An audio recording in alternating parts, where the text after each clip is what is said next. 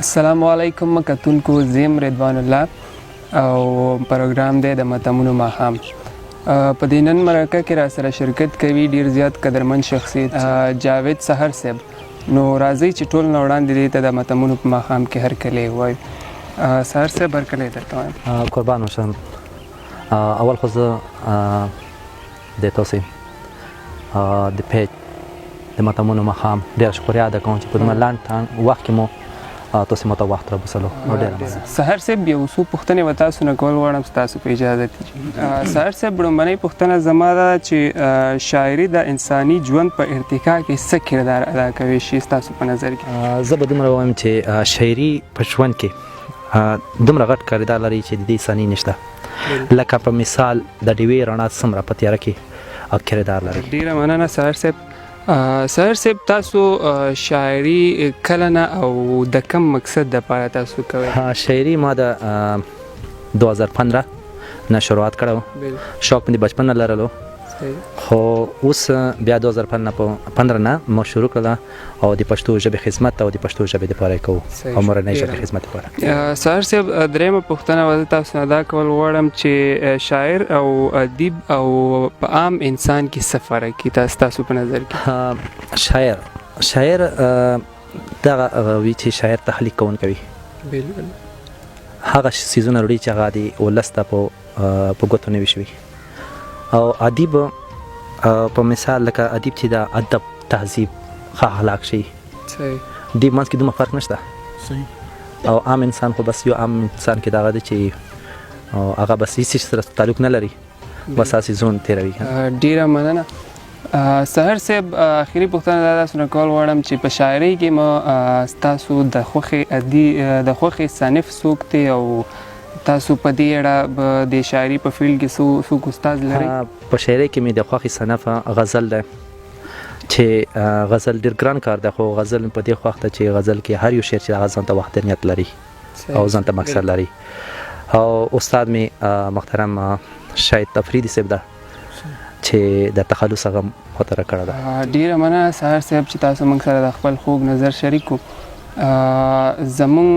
د ماتمونو ماښام چې کوم ملګري دي دې سره به تاسو شریکول غواړئ په دې نن مرکه کې؟ د کلام نه وړاندې به زه یو شعر درته وایم چې لږې نظر غېږه کې کلک ونیسه، لږې نظر غېږه کې کلک ونیسه، سحر خټک ستا د نظر پرې وځي. ډېره مننه. دا یو نوی کلام دی چې زه چې له تا نه بېلېدمه ژړېدمه ګله، زه چې له تا نه بېلېدمه ژړېدمه ګله، په سمه لاره غورځېدمه ژړېدمه ګله. مننه. زه چې له تا نه بېلېدمه ژړېدمه ګله، په سمه لاره غورځېدمه ژړېدمه ګله، لکه مجنون سیرې ګریوان د رقیبانو په پله، لکه مجنون سیرې ګریوان د رقیبانو په پله، تمامه ورځ به تلم راتلمه ژړېدمه ګله. مننه. د چا د کسته په محفل کې په کړس کړس لیونی، د چا د کسته په محفل کې په کړس کړس لیونی، ځکه هر څومره خندېدمه ژړېدمه ګله. بیا چې رشید د ستا د کلي لوی وړو داسې ویشتلی ومه، د ستا د کلي لوی وړو داسې ویشتلی ومه چې ټوله شپه به بګنېدمه ژړېدمه ګله. مننه. په مصر ښار کې د یوسف غوندې په نیمه بایه، د مصر ښار کې د یوسف غوندې په نیمه بایه، د مصر ښار کې د یوسف غوندې په نیمه بایه، په پېښور کې خرڅېدمه ژړېدمه ګله. مننه. د مصر ښار کې د یوسف غوندې په نیمه بایه، په پېښور کې خرڅېدمه ژړېدمه ګله. او په تصور کې ستا تصویر سره د فکر پټال، په تصور کې ستا تصویر سره د فکر پټال، تمامه شپه به زه غږېدمه ژړېدمه ګله. او اخري مقطع چې سحر خټک بیګا خوب کې دغه ماس په ګوتو، سحر خټکه بیګا خوب کې دغه ماس په ګوتو، لکه کابل زورنېدمه ژړېدمه ګله. ډېره مننه. او بل یو کلام ده چې د کام بهر ول ده، د پښتون د زړه ارمان، د زړه ارمان پورا نه دی په ایمان، د زړه ارمان پورا نه دی په ایمان، ځکه خوري په لار تندک بې درکه دی روان ځکه خوري په لار تیندک بې درکه دی روان که د لر دی او کبر که د لر دی او کبر لوی واړه دی په لړزان مننه یو بل ته کوهی کاندي یو او بل ته کوهی کاندي که بوډا دی او که ځوان یو او بل ته کوهی کاندي که بوډا دی او که ځوان د پښتون د سر دښمن هم کافر دی مسلمان د پښتون د سر دښمن هم کافر دی مسلمان د نفاق په سپین میدان د نفاق په سپین میدان غیرتی دی هر افغان مننه احساس د نفاق په سپین میدان غیرتی دی هر افغان لا ازله سور دوزخ لا ازله سور دوزخ راته جوړ دی په جهان مننه اخري مقطع د سحر خټک په خیال پروت په ځمکه دی اسمان د سحر خټک په خیال پروت په ځمکه دی اسمان ډېره مننه بل به د ملګرو په خوښه مې یو غزل وایي چې بیا دې په زړه کې څه کیسه نیولې بیا دې په زړه کې څه کیسه نیولې چې د نه راتلو روژه نیولې احساس جی ارشاد بیا دې په زړه کې څه کیسه نیولې چې د نه راتلو روژه نیولې دا مې یقین دی چې ضرور به راځي دلبر صاحب دا مې یقین دی چې ضرور به راځي ستا د راتلو مې وظیفه نیولې مننه دا مې یقین دی چې ضرور به راځي ستا د راتلو مې وظیفه نیولې د ستا د یو نظر کتو دپاره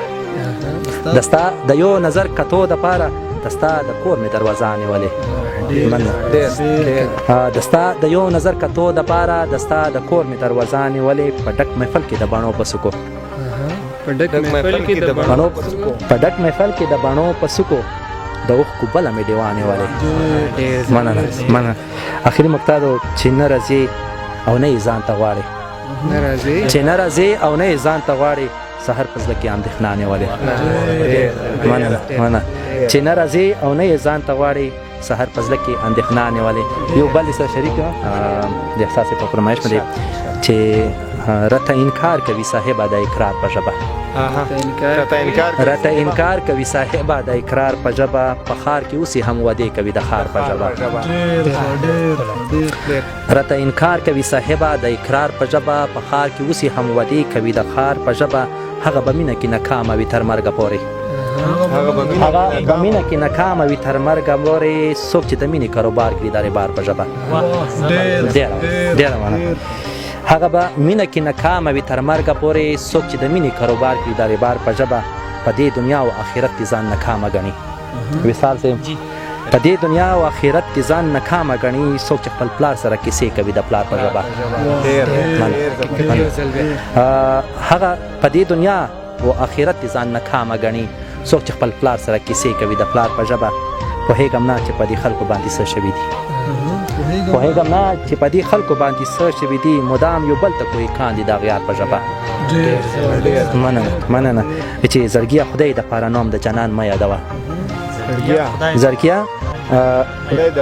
نوم د جنان مه یادوه جنان کیسې کوي د مینې د خمار په ژبه اخیر مقطع ده چې سحره درمه خپله کډه له دې ښاره یوسه سحره درمه خپله کډه له دې ښاره یوسه مینه حرامه ده په ښار کې د اظهار په ژبه مننه سحره درمه خپله کډه له دې ښاره یوسه مینه حرامه ده په ښار کې د اظهار په ژبه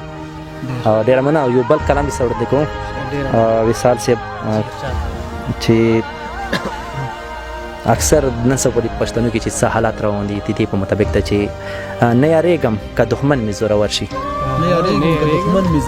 نه یارېږم که دښمن مې زورور شي خو په کور کې مې له خپلو نه خطر شي نه یارېږم که دښمن مې زورور شي خو په کور کې مې له خپلو نه خطر شي زه چې چاته هم اختیار د خپل ځان ورکړم